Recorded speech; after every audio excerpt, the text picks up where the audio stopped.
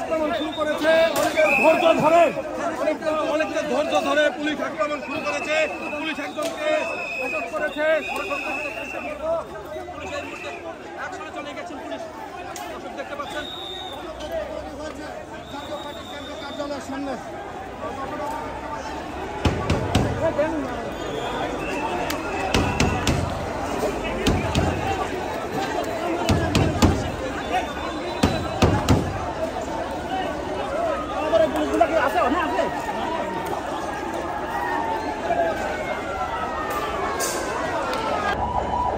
দর্শক, যেমনটি কিন্তু আপনাদের দেখাচ্ছি, এই মুহূর্তে কিন্তু সংঘর্ষ চলমান রয়েছে, অর্থাৎ পুলিশের সাথে গণ অধিকার পরিষদের নেতাদের এবং পুলিশের পক্ষ থেকে সাউন্ড গ্রেনেড সেটি কিন্তু নিক্ষেপ করা হয়েছে, অর্থাৎ এছাড়া জল কামানের যে বিষয় সেটি কিন্তু নিক্ষেপ করা হয়েছে।